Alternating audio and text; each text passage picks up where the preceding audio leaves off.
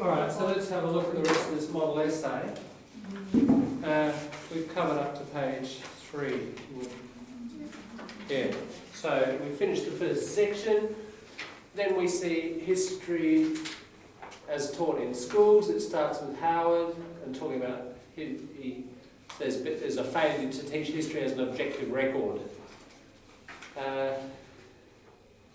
Then it says Clendenin then published this essay, partly in response to Howard.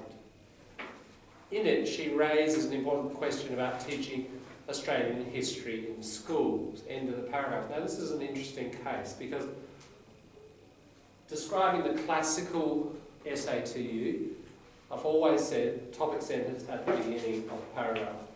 Some of the time, maybe 5% of the time, you actually get topic sentence at the end. And this is a case where really, the actual key words, she raises an important question about teaching Australian history in school.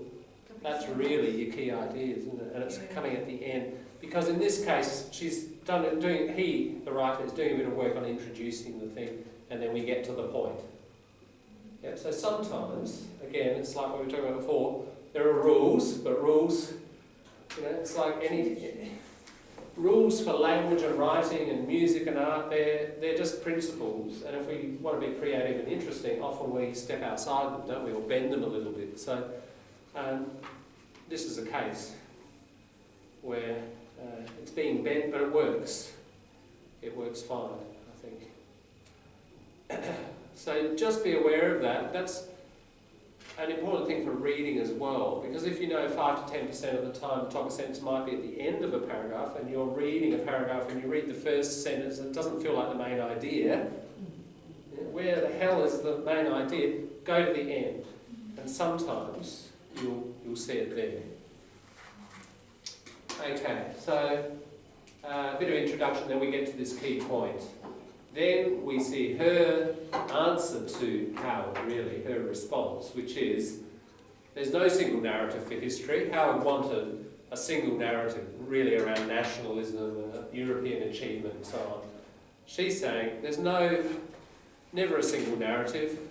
History is complex and multi-threaded. Nice word as a metaphor there. And then an interesting quote there, that if you do have these grand narratives, they belong to the victors, they belong to the winners, and Howard clearly is a representative of the class that were the winners, he's on that side, as on the right.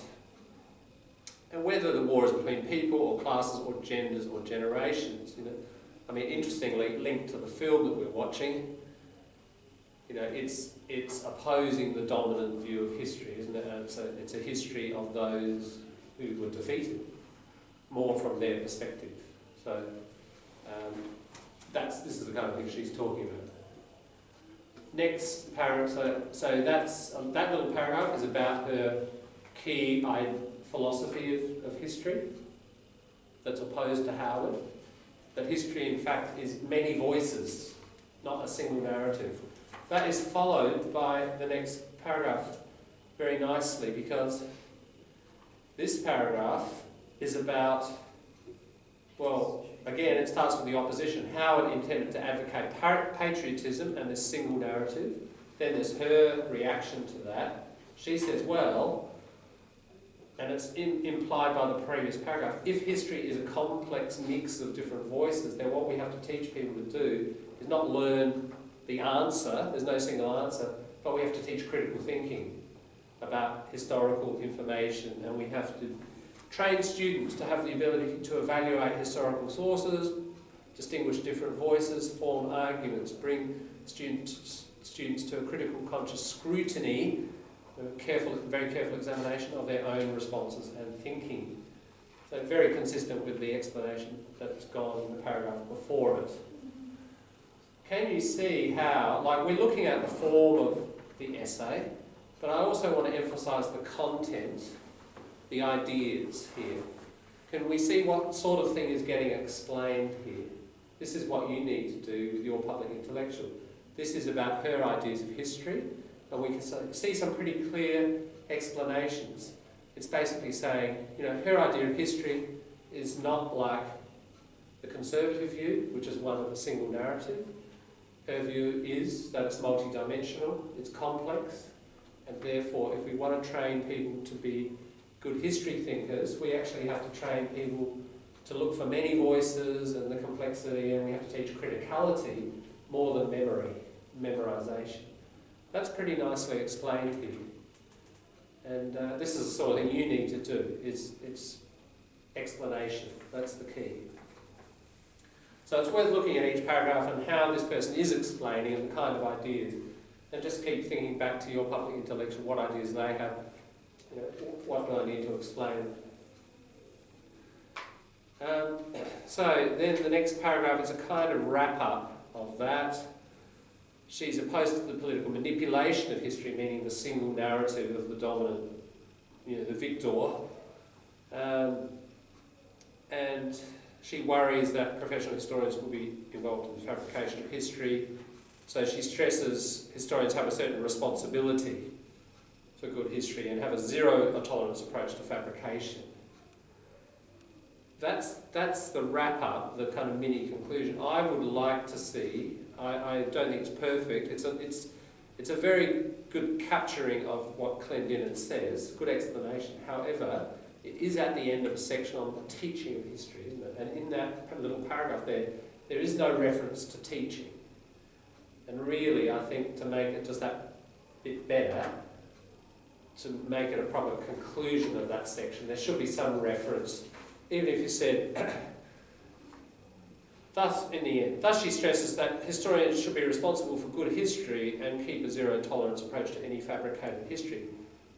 This has implications in the teaching of history in schools, and the fact that we should train students to also be alert for fabrication, or something like that, right?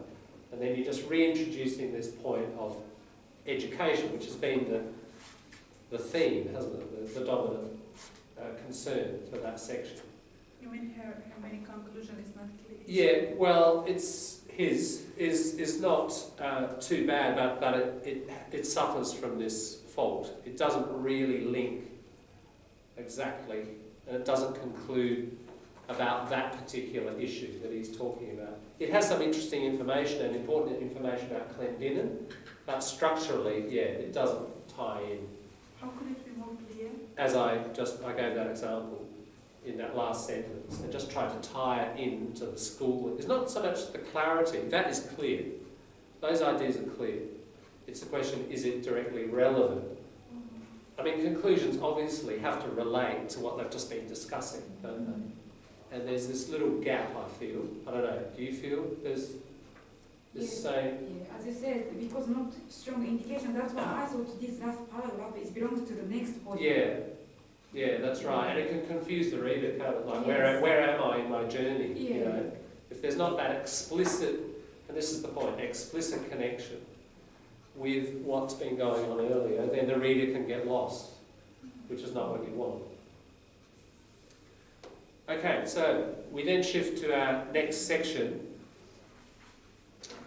Kate Grenville, in 2005, Kate Grenville published her book, The Secret River, and claimed it as a serious work of history. Clendenin criticised the fact that the book is not a history, but a work of fiction. Right, that's our next section. Now again, I would critique this a little bit and say, look at the topic sentence. In 2005, Kate Grenville published her book, The Secret River, and claimed it as a serious work of history, full stop. Does that tell the reader, now we're moving on to discussing fiction? No. If you don't know anything about Kate Grenville, that Secret River could be a history book, couldn't it?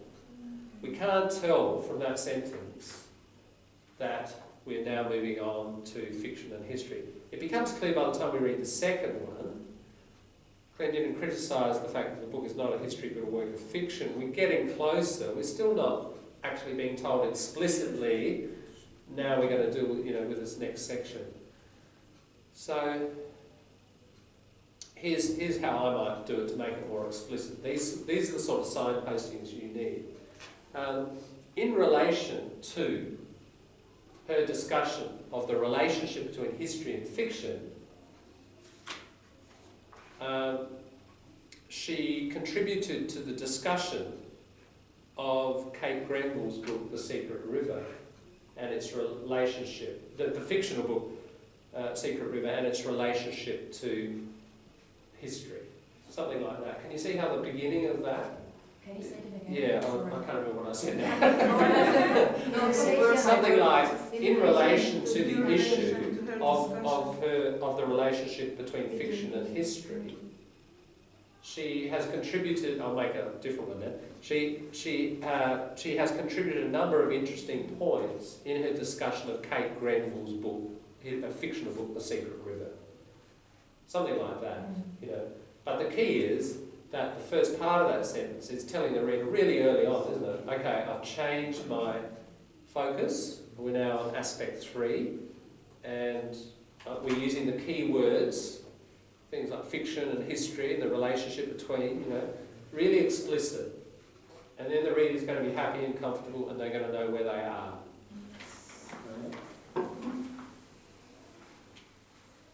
Okay, so that's the introduction, just and about. What do you think is acceptable like that, or?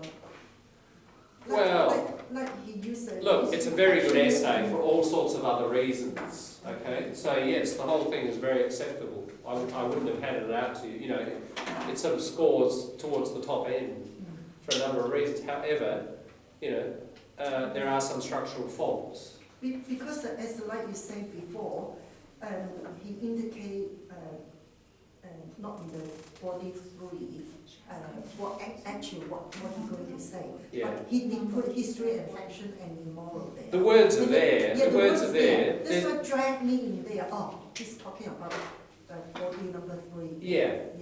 You can have the words there, That's right. but okay, they're spread over 2 sentences for a start, not one. And also, just because you've got the words there doesn't mean you're linking it nice and clearly and being very explicit with ideas. Don't think on the word level, think on the idea level. Okay. Yeah. Okay, I'll make up a topic sentence which doesn't use the word history in fiction, but still tells the reader I'm onto this. Right? If I said, okay, she has contributed to the relationship between the study of the past and creative writing, right, by her comments about Grenville. Now, I'm clearly talking about history and fiction, right? So I can get those ideas across by not using those words. It's better to use the actual words because it'll be clearer to the reader. But my point is, don't get stuck on the words. It's not the words that make something explicit, it's the idea, isn't it? That is the point, my level now, at the moment. I always stuck in the actual word. Yeah, right, I And know then what keep you on mean. reminding me to drag him in there. That's right, That's how, I'm not like you, very high academic way to get feeling and feel it or fall in love with those words. No, I haven't got up to that level. Sure. I have to see actually the word there. Oh, Yeah. They're talking about Right. this. This is how, is it abnormal for me? Or? That's a pretty normal stage of language development, that there's a dependency on, greater dependency on the actual word rather than the meaning, As you build your vocabulary, and instead of history you get like 5 words for history or different phrases, then you'll be happier to read those other phrases and just get the meaning, and you'll be more comfortable. It's just a certain point in experience, I think. Yeah. Fiction here means more making stories. That's right, yes, fiction and non-fiction. So if it's non-fiction, it actually happened. Fiction is made up. Yeah, so we've got that little introduction there to the issue, and then the next paragraph, over on page 4, she says, okay, history different from novelist. And fairly short paragraph there. I would actually, see that next little paragraph, moreover, I would really connect that up. I can't see why he's separated that. It's still talking about the difference between novelists and historians. Saying novelists'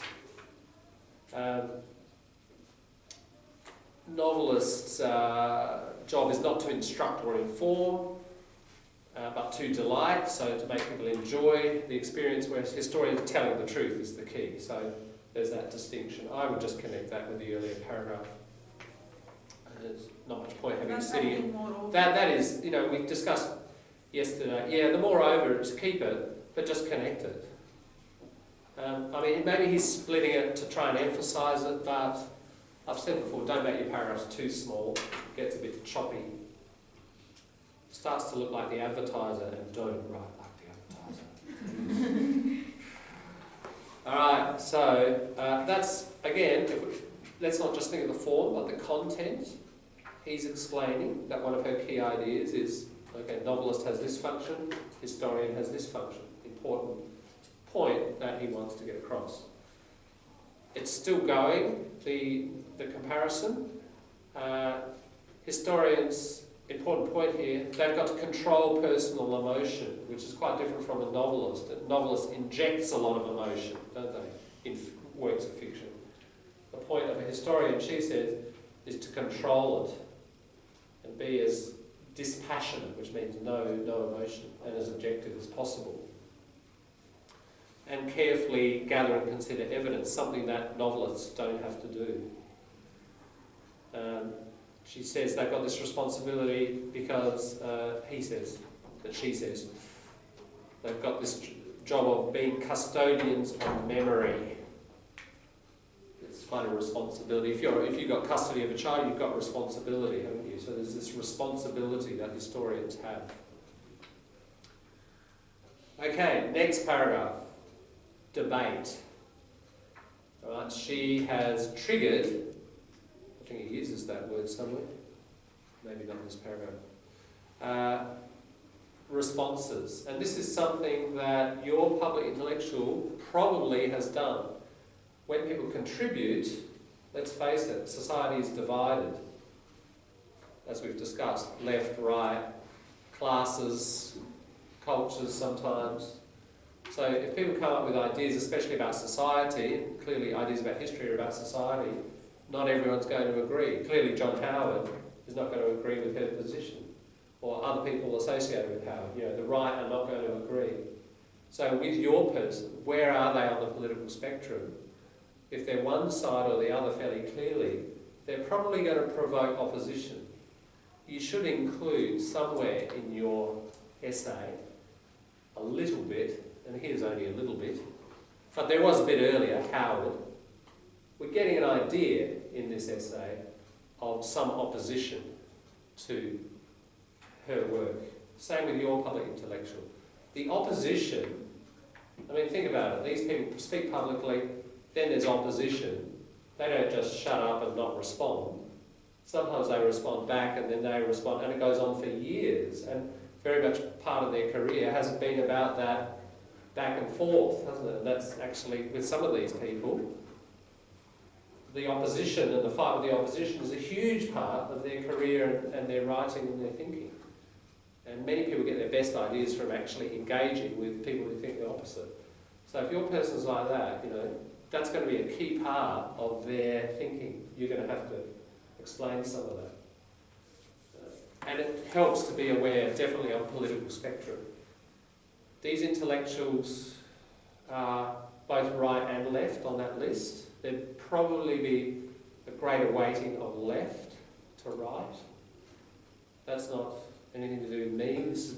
This is a national survey. It's just a general tendency probably around the world. You tend to get more left intellectuals than right ones. You do get right wing, but artists generally too are more left than right. It's just a social phenomenon. It's part of the triangle, isn't it? If the right belong to this minority at the top, and you've got artists and intellectuals scattered through, then you're probably going to get people coming out of, more people coming out of the majority who are going to be kind of criticising the elite. So, but there are a number of people, and some people have selected them, who are on the right. So you've got to be clear of the landscape. Okay, so there's a little treatment there of some criticism that who have criticised some of the things that she has commented on. Okay, then there's a kind of a response to that. saying that she doesn't object to historical novelists, she just wants to make it clear that if you write a historical novel, you shouldn't claim it as history. Just to make that distinction, you've got to still be saying, she opposes what the novelist calls a novel. Now, the wording here, he's got the grammar wrong, and I didn't correct it when it was read earlier. Let's correct it. Actually, Clendenin does not object to the historical novelist in essence. Should put a semicolon there. She opposes the novelist calling. Can you just change that to calling? You need a gerund there. She opposes something. The novelist calling a novel a serious work of history. Yeah. So what she says is, novelist writes a novel, it's a bit of fiction. They can't then stand up and say, this is the history of what happened. And then, so this is a kind of wrap up of this section. This is a little mini conclusion. And she leads on to, again, historians kind of serving history and being responsible for it. And she ends with a quote there.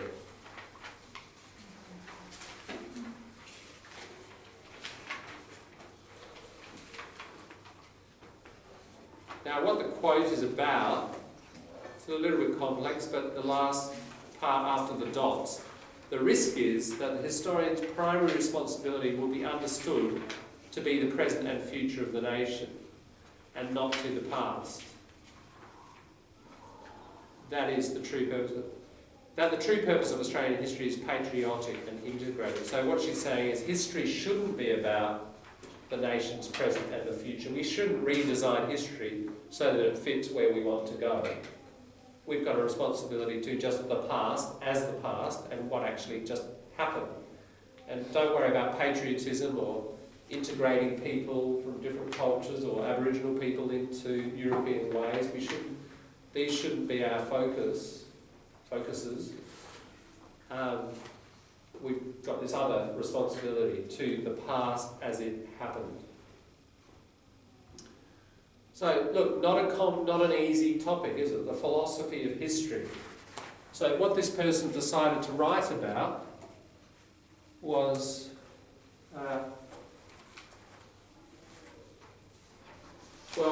this person, Clendenin, she wrote about Aztecs, Mayans, and the Holocaust. We know at least she wrote about that as actual history. She's actually got books on those topics. What he decided to write about was, do you remember this term? I've talked about meta, above, a meta level. And it's like, actually, what should we be doing? How we should be conducting our historical inquiries, the method we should use, the perspective. So it's like the philosophy of history. Or it does have a term, historiography. So people who study historiography, not history, they are studying the way we collect. And this issue of bias and, how do we figure out what's true and what's not? That's this stuff. So he's writing about that. That's pretty complex. If he said, look, I'm going to tell the class and me through an essay about her work on the Mayans, that would probably be a lot simpler. This involves a lot of complexity, doesn't it? Philosophy, history, culture, politics, So the level of thinking is pretty high, and the level of language to capture that is high, So it's an ambitious, he set himself a pretty high bar. And I think overall he got there with the piece. You don't have to do that. You can pick, out of what the person, your public intellectual, an easier topic. But some people like to operate and think at that level. Fine, great. It's interesting to read. I like that stuff. So, if you want to write like that, that's great. So that's a kind of wrap up there of this issue of history and fiction and the responsibility of the historian, which is different from the responsibility of the novelist. Okay, last paragraph is just a wrap up of the whole thing, isn't it? And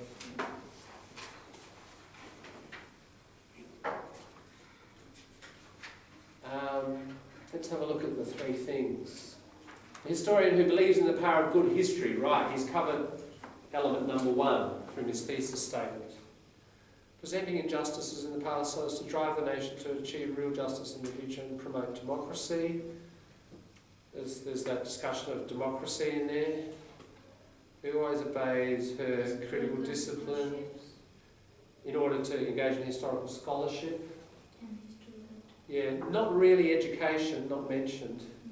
Who tries her best to defend the pure historical territory against political manipulation and distortion.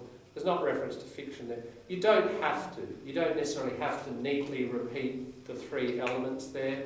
You can, with conclusions, you can go off on a creative, what we call a tangent. I think I've mentioned that word.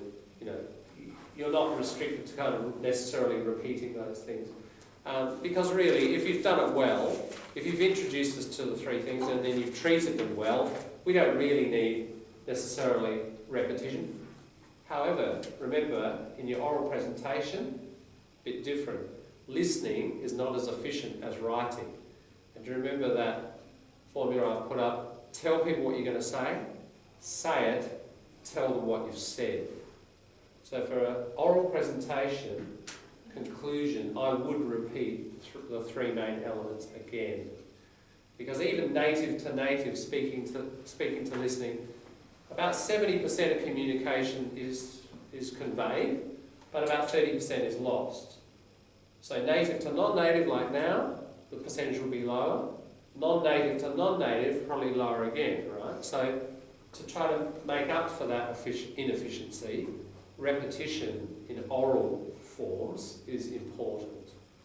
So in your writing, in conclusions, I'd say don't necessarily worry about repeating these three elements. Be a bit creative, you know. And he's got some nice clauses there and key things that he believes she does and does well. That's fine. For your oral presentation, you can have that stuff still, but I would just build in a little element of repetition there, so you leave the audience with a good understanding of the, you know, the three key areas and what she thinks about those. So again, the difference between writing and speaking. 4. Okay, that's kind of it. References. He's got his 10 there. As I said before, just on references. Actually, his technique of referencing, all pretty accurate. So referencing is good quality.